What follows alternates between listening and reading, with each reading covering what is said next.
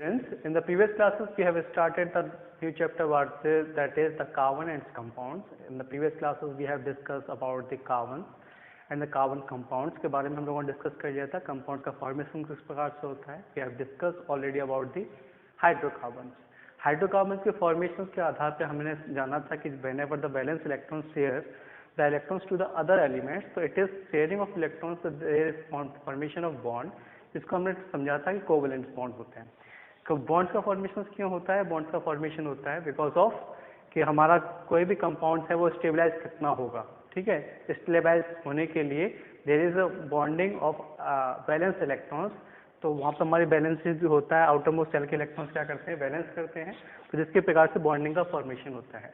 Bond के आधार पर हमने जाना था बॉन्ड्स जो है वो डिपेंड करेंगे कि इलेक्ट्रॉन्स किस प्रकार से हो रहा है. If there is electron sharing, जब इलेक्ट्रॉन को बीच में अगर शेयरिंग होती है then it will be formation of covalent bond. तो हमारा क्या होता है, कोवेलेंट बॉन्ड का फॉर्मेशन होता है. If be donation, outermost shell का इलेक्ट्रॉन जो है डोनेट करता है from one item to another item and it will be form the ionic bond. तो आयनिक बॉन्ड का फॉर्मेशन होता है जो हमारे मेटल्स और नॉन मेटल्स में इसको हमने पढ़ा हुआ है. मेटल्स और नॉन मेटल्स में, ऑलराइट.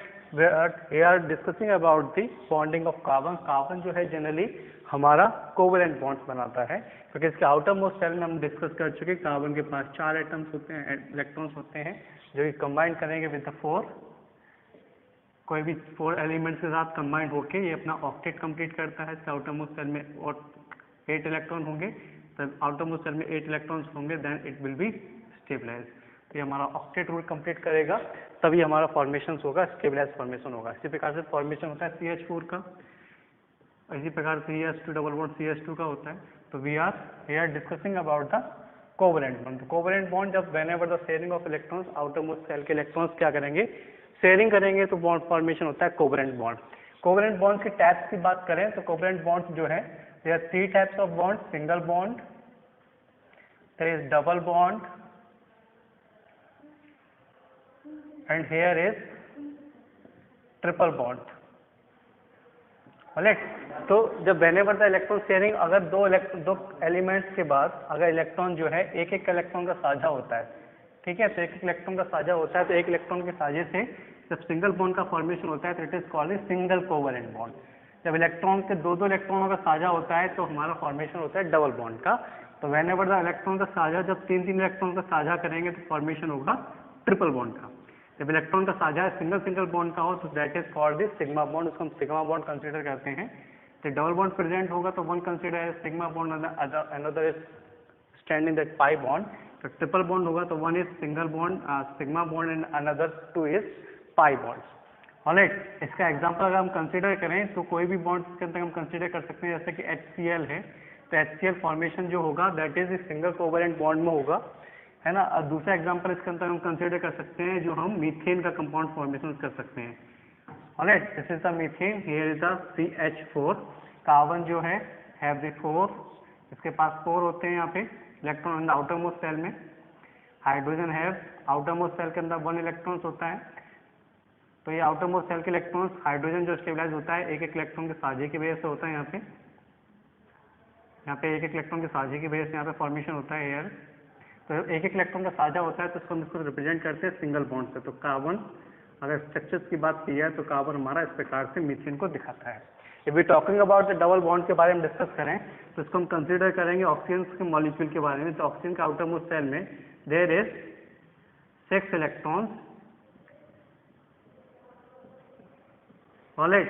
तो ये 2 इलेक्ट्रॉन 8 इसके हो जाएंगे तो 8 ये इसके हो जाएंगे. जब 2 इलेक्ट्रॉनों का यहाँ पे साझा होगा तो ये 2 इलेक्ट्रॉनों के साझे की वजह से यहाँ पे फॉर्मेशन होगा डबल बॉन्ड का. ऐसे नाइट्रोजन के बीच में आउटर मोस्ट सेल में नंबर ऑफ इलेक्ट्रॉन्स 5 होते हैं. तो there is need of 3 electrons. 3 electrons की नीड पूरी करने के लिए आउटर मोस्ट सेल पे इस प्रकार से डिपेंड करेगा. तो शेयरिंग ऑफ 3 इलेक्ट्रॉन्स जब होंगे दोनों तरफ से तो there will be formation of triple bond. तो वहाँ पे हमारा फॉर्मेशन होगा ट्रिपल बॉन्ड का फॉर्मेशन होगा. ऑलराइट. अब ट्रिपल बॉन्ड के अंतर्गत एक सिग्मा बॉन्ड होता है, बाकी के जो 2 बॉन्ड्स होते हैं that is pi bond. Double bond में एक सिग्मा बॉन्ड होता है और one another is pi bond. तो कोवेलेंट टाइप्स ऑफ बॉन्ड में sigma bond, single covalent bond, double bond और ट्रिपल बॉन्ड. अगर इसकी बॉन्ड लेंथ की बात की है, बॉन्ड लेंथ इज, ये जो बॉन्ड लेंथ है, बॉन्ड लेंथ, तो सिंगल बॉन्ड हमेशा ग्रेटर देन होता है, ये सिंगल बॉन्ड हमेशा बड़ा होगा। बॉन्ड लेंथ की बात की जाए, बॉन्ड की लंबाई है ना, इसको हम आगे जब 11th क्लास में जाएंगे तो आराम से और डिटेल में पढ़ेंगे, बट यहाँ पे हम सिंगल डिस्कस कर लेते हैं कि बॉन्ड लेंथ जो है सिंगल बॉन्ड की सबसे ज़्यादा होती है, उसके बाद डबल बॉन्ड की होती है, double bond, after that triple bond की होती है।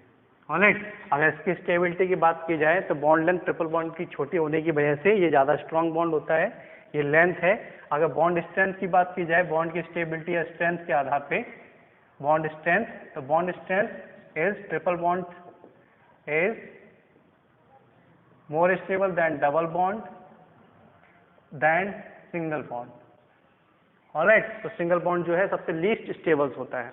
ऑलराइट, तो कोवेलेंट बॉन्ड जो है, कार्बन जो है 3 टाइप्स के बॉन्ड्स की हमारी दिखा सकता है, तो सिंगल बॉन्ड, डबल बॉन्ड और ट्रिपल बॉन्ड।